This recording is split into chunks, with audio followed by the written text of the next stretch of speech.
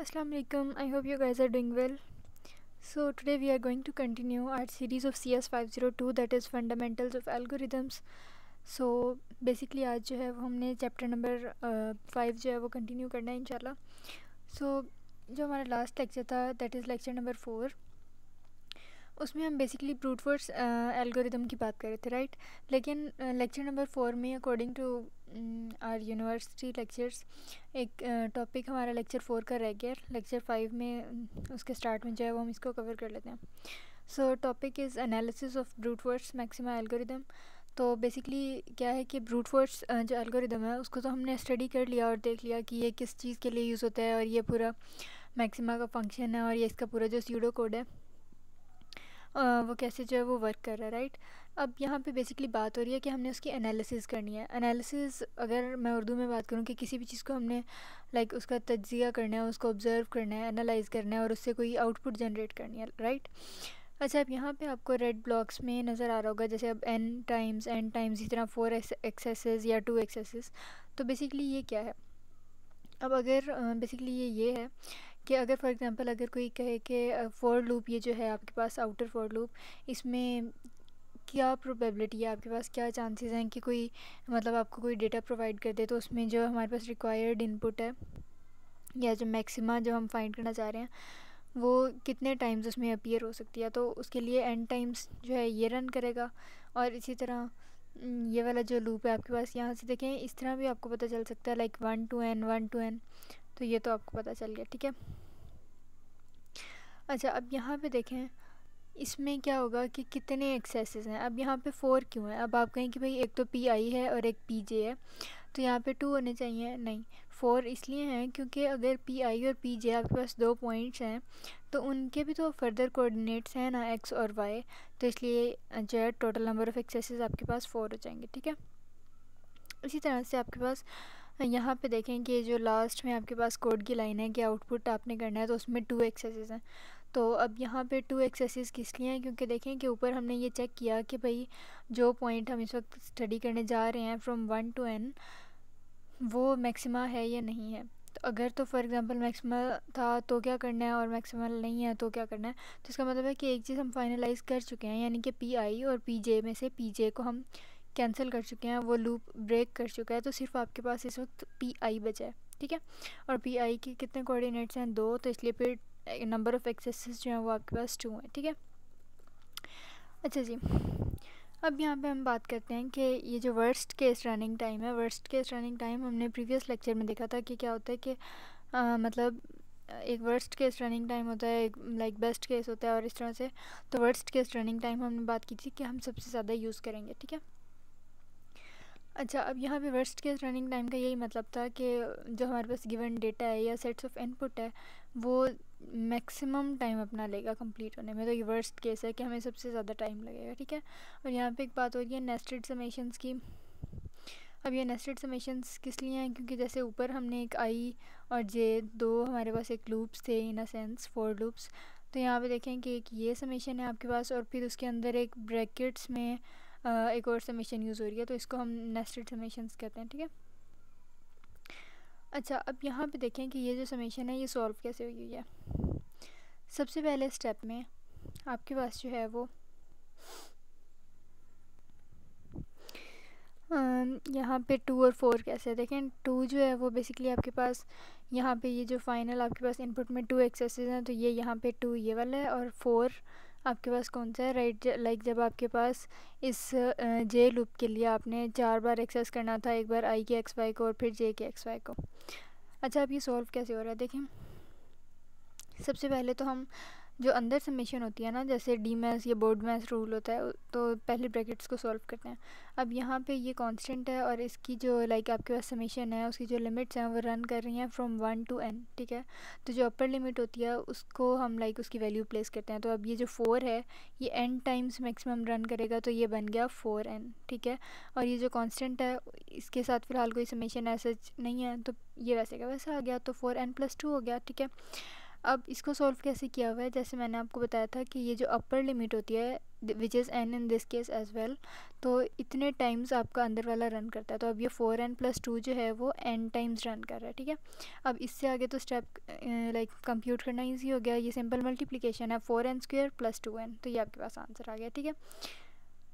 अच्छा, अब यहाँ पे अगर हम रनिंग टाइम एनालिसिस की बात करें और हमसे अगर कोई पूछ ले कि ये जो 4n² + 2n पूरा एक्सप्रेशन है, इसमें डोमिनेट कौन कर रहा है रनिंग टाइम को, तो आपने कहना है कि ये n² जो है वो डोमिनेट कर रहा है। क्यों? क्योंकि अगर फॉर एग्जांपल आपके पास लाइक 100 वैल्यूज़ हैं, तो यहाँ पे n = 100 है, तो लाइक यहाँ पे अगर हम 100 का स्क्वायर लें तो 100 × 100 जो है वो 100,000 बन जाता है, राइट।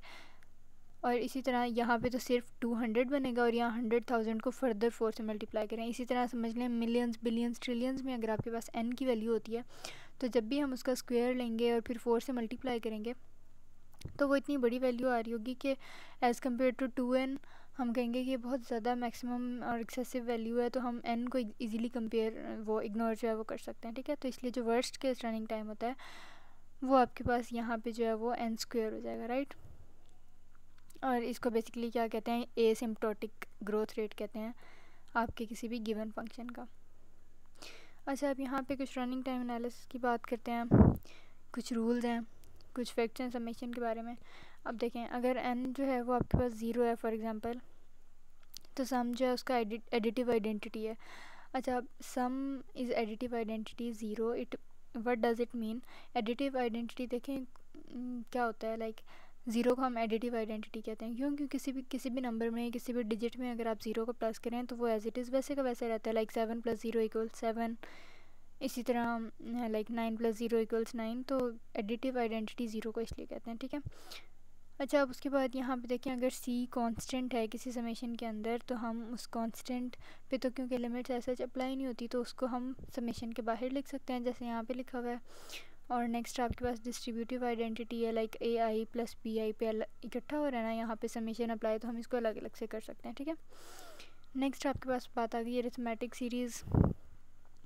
अच्छा, अब यहाँ पे शायद अगर आपने डिस्क्रीट मैथ्स जो है वो मैथ 202 अगर ये आपने कवर किया हुआ है, तो अगर आपको मतलब रिवाइज हो जाएगा थोड़ा कि अरिथमेटिक सीरीज़ में बेसिकली इसका फॉर्मूला क्या होता है। लाइक समेशन में अगर आपके पास i है फॉर एग्जांपल, i की पावर जो है आपके पास 1 है, इसका जो एक्सपोनेंशियल पावर है वो 1 है, तो ये इसका क्या फॉर्मूला बनेगा, n × n + 1/2, राइट। और इसी को अगर हम फर्दर लाइक मल्टीप्लाई करें n को n + 1 से, तो आपके पास बनता है n² + n/2। तो अगेन वही बात जो मैं ऊपर आपको बता के आई हूँ कि n² ज़्यादा डोमिनेट करता है, तो इसका रनिंग टाइम आपके पास n² है। इसी तरह क्वाड्रेटिक सीरीज़ की अगर बात करें, तो क्वाड्रेटिक सीरीज़ वो होती हैं जिसमें i या जो भी अंदर आपके पास वेरिएबल है उसकी पावर जो है वो स्क्वेयर में हो, राइट। और इसका फिर क्या फिक्स्ड फार्मूला है, लाइक इसकी क्या फॉर्म होती है, 2n³ + 3n² + n/6। और इसमें अगेन हाईएस्ट एक्सपोनेंशियल पावर किसकी है, n³ की, तो डेफिनेटली यही डोमिनेट कर रहा है। तो इसका रनिंग टाइम या वर्स्ट टाइम रनिंग एनालिसिस की अगर हम बात करें तो वो ये है, ठीक है। इसी तरह ज्योमेट्रिक सीरीज़ की अगर हम बात करें, तो यहाँ पे आपके पास एक्सपोनेंट लाइक जो वेरिएबल है उसका एसएच एक्सपोनेंट ही ये वाला होगा, लाइक जो लोअर लिमिट जिसको हम कंसीडर कर रहे होंगे फ्रॉम 1 to n या किसी से भी किसी लिमिट तक, तो वो एसएच खुद एज अ पावर जो है वो एक्ट कर रही होगी। तो इसका ये फॉर्मूला है x × n + 1 - 1 divided by x - 1, ठीक है। और इसको भी अगर हम ओवरऑल कंप्यूट करें तो आपके पास जो इसकी लाइक प्रोबेबिलिटी बनती है वर्स्ट टाइम एनालिसिस की, वो n² है। अब यहाँ पे MCQs के लिए देख लेना है कि अगर x की वैल्यू आपके पास 0 से 1 के दरमियान है, तो ये लाइक 1 के अकॉर्डिंग इसका वर्स्ट टाइम चलेगा। और अगर ये जो x है वो 0 से 1 के इन बिटवीन नहीं है बल्कि ग्रेटर देन 1 है, तो फिर आपके पास x⁻n जो है वो इसका एसिम्प्टोटिक ग्रोथ रेट होगा, ठीक है। इसी तरह हार्मोनिक सीरीज़ के लिए अगेन MCQs के पॉइंट ऑफ व्यू से देख लें कि हार्मोनिक सीरीज़ सिर्फ तब एप्लीकेबल होती हैं अगर आपके पास n जो है लाइक वो या 0 के इक्वल हो या फिर उससे ग्रेटर हो, लाइक कोई नेगेटिव इंटीजर नहीं होना चाहिए, ठीक है। और इसमें 1/i होता है, और फिर जब हम इसको कंप्यूट करते हैं तो 1 + 1/2 + 1/3 + 1/4 so on and so forth up to 1/n। और जब भी कुछ इस तरह से आपको फ्रैक्शन की फॉर्म में नज़र आए, तो वो डेफिनेटली हमने मैथ्स में पढ़ा हुआ है कि नेचुरल लॉग ऑफ n के बराबर होता है, ठीक है, मतलब नेचुरल लॉग के बराबर होता है। तो यहाँ से बन गया ये formula. So I think this lecture is going to be bit longer.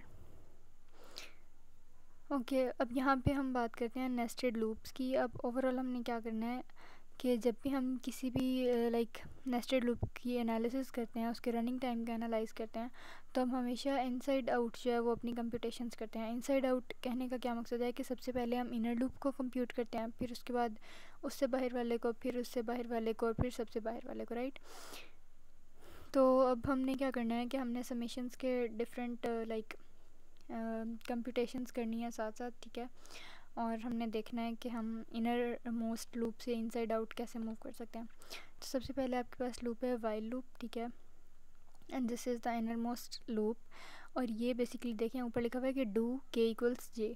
तो ये तब तक एग्जीक्यूट होगा जब तक के जो है या वो जे के बराबर होगा, या फिर J-1, J-2, J-3, मतलब ऐसे होता रहेगा अनलेस वो ज़ीरो के बराबर ना आ जाए, ठीक है।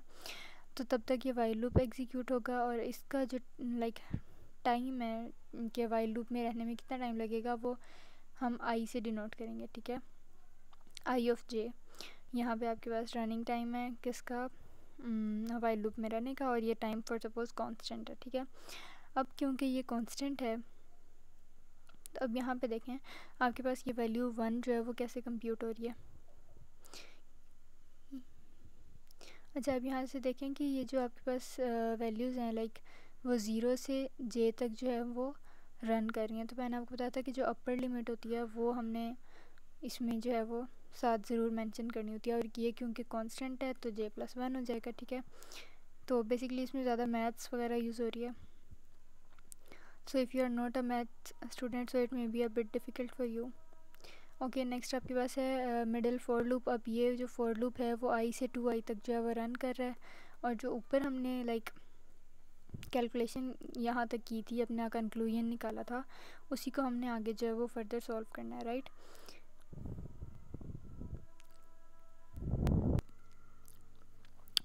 सो अब देखें यहाँ तक तो हमने ऊपर वाली समेशन से लाइक कंप्यूट कर लिया था, ठीक है। अब हमने इसको आगे जो है वो फर्दर कैसे यूज़ करना है। देखें ऊपर हमने इसका लाइक फैक्ट पढ़ा था समेशन का कि अगर आपके पास ब्रैकेट्स में इस तरह से है तो हम इसको डिस्ट्रीब्यूट कर देते हैं, डिस्ट्रीब्यूटिव प्रॉपर्टी यूज़ कर लेते हैं। तो ये जो J+1 है उस J पे और 1 पे अलग अलग से जो है वो आप अप्लाई कर दें। अब उसके बाद यहाँ पे देखें कि राइट आपके पास J है, ठीक है, और लाइक हमने जैसे पढ़ा था कि अगर यहाँ पे J⁻1 है ना फॉर एग्जांपल, तो हम इसको n×n+1/2 जैसे अरिथमेटिक सीरीज़ होती हैं उस तरह से हम कर सकते हैं। तो n क्या था, अपर लिमिट थी, तो यहाँ पे अपर लिमिट आपके पास 2i है ना, तो 2i×2i+1/2 हो जाएगा। इसी तरह से ये 1 है, ये कांस्टेंट है, तो ऐसे इस पर तो कुछ अप्लाई नहीं होना, तो इसकी अपर लिमिट जो है वो वैसे की वैसी आ जाएगी, यहाँ पे 2i, ठीक है। और सिंपल, आगे कुछ भी नहीं किया हुआ, इसको सॉल्व किया हुआ है और ये आपके पास आंसर आ गया, ठीक है।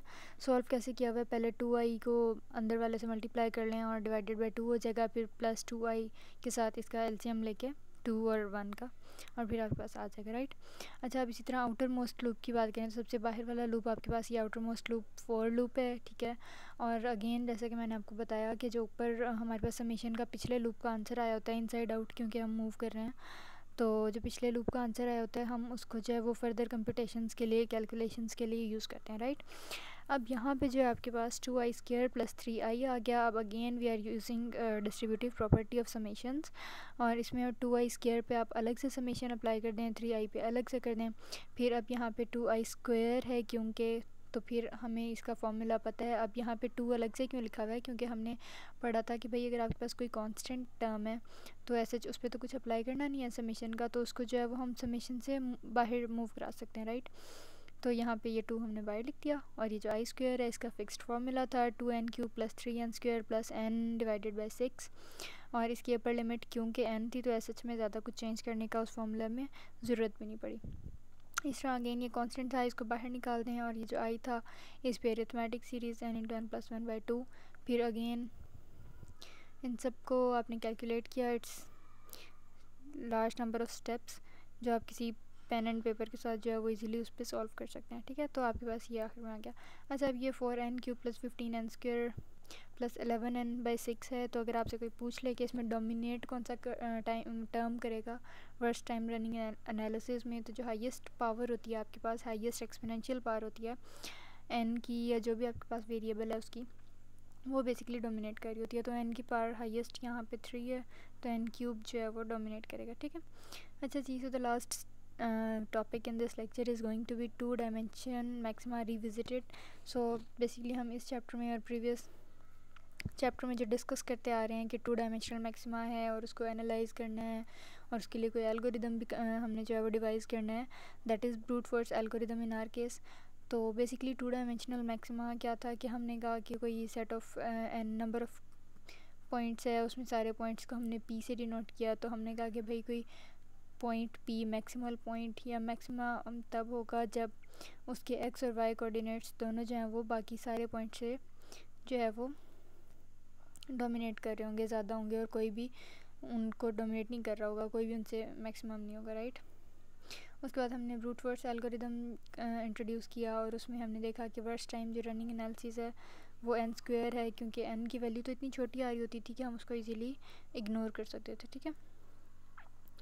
सो ये सब कुछ था। और यहाँ पे एक प्रॉब्लम आ रही है ब्रूट फोर्स एल्गोरिदम के साथ, that it uses no intelligence in pruning out the decisions. For example once we know that, अच्छा वो कह रहे हैं कि अगर एक बार कोई सेट ऑफ पॉइंट्स है आपके पास, उसमें कोई एक पॉइंट हमें पता चल गया कि भाई ये डोमिनेंट है, ठीक है, तो हम क्या करते हैं कि हम उस पॉइंट को यूज़ नहीं करते और दूसरे एलिमेंट्स को और दूसरे पॉइंट्स को जो है वो रिमूव करने के लिए, ठीक है। सो बेसिकली ये ब्रूट फोर्स एल्गोरिदम के साथ थोड़ा सा इशू है, या कह लें कि इसका ड्रॉबैक है, जिसको फर्दर जो हम इसके कॉन्सिक्वेंसेस को देखेंगे और फिर प्लेन स्वीप एल्गोरिदम के ज़रिए इसको ठीक करेंगे, ठीक है। So that was all about lecture number 5। इसमें अगर कोई भी क्यूरी, कोई कन्फ्यूजन हो, you can always drop a comment, and if you are new to the channel then don't forget to subscribe and hit the bell icon as well. Till then, खुदा हाफिज़, सी you soon.